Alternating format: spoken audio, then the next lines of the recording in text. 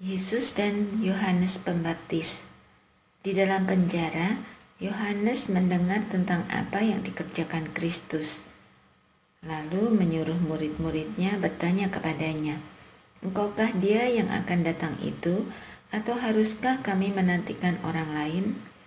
Yesus menjawab mereka, "Pergilah dan beritahukanlah kepada Yohanes apa yang kamu dengar dan kamu lihat.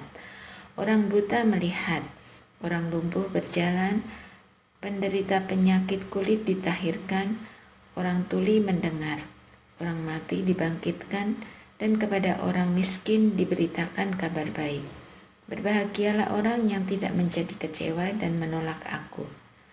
Setelah murid-murid Yohanes pergi, mulailah Yesus berbicara kepada orang banyak itu tentang Yohanes.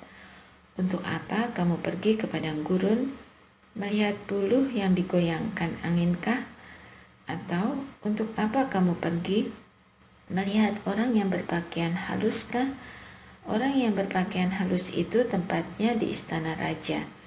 Jadi, untuk apa kamu pergi melihat nabikah? Benar, aku berkata kepadamu, bahkan lebih daripada nabi. Tentang dialah ada tertulis, 'Lihatlah, aku menyuruh utusanku mendahului engkau. Ia akan mempersiapkan jalanmu di hadapanmu.' Sesungguhnya aku berkata kepadamu, di antara mereka yang dilahirkan oleh perempuan, tidak pernah tampil seorang yang lebih besar daripada Yohanes Pembaptis. Namun yang terkecil dalam kerajaan surga lebih besar daripada dia. Sejak tampilnya Yohanes Pembaptis hingga sekarang, kerajaan surga diserbu dan orang yang menyerbunya mencoba merebutnya. Sebab semua kitab nabi-nabi dan Taurat bernubuat hingga tampilnya Yohanes. Dan jika kamu mau menerimanya, dialah Elia yang akan datang itu. Siapa bertelinga, hendaklah ia mendengar. Dengan apakah akan kuumpamakan orang-orang zaman ini? Mereka seumpama anak-anak yang duduk di pasar dan berseru kepada teman-temannya, 'Kami meniup seruling bagimu, tetapi kamu tidak menari.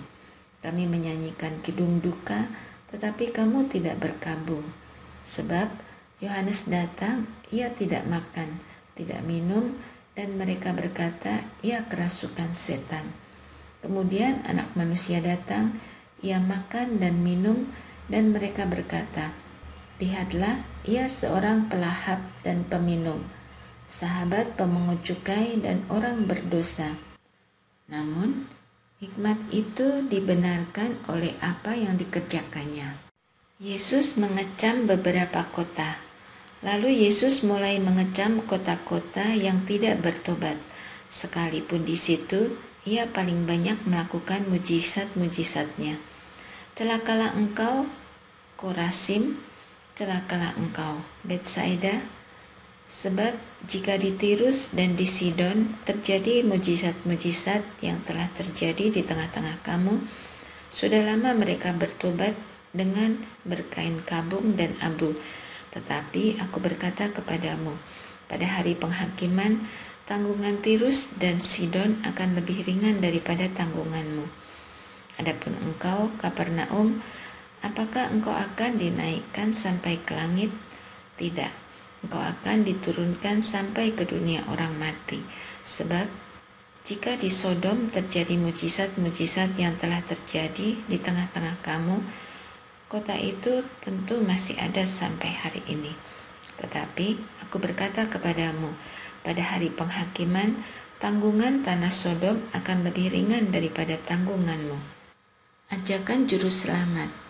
Pada waktu itu berkatalah Yesus, "Aku bersyukur kepadamu Bapa, Tuhan langit dan bumi, karena semuanya itu engkau sembunyikan bagi orang bijak dan orang pandai, tetapi engkau nyatakan kepada orang kecil. Ya Bapa, itulah yang berkenan kepadamu. Semua telah diserahkan kepadaku oleh Bapakku, dan tidak seorang pun mengenal anak selain Bapa, dan tidak seorang pun mengenal Bapa selain anak, dan orang yang kepadanya anak itu berkenan menyingkapkannya." Marilah kepadaku semua yang letih, lesu, dan berbeban berat. Aku akan memberi kelegaan kepadamu.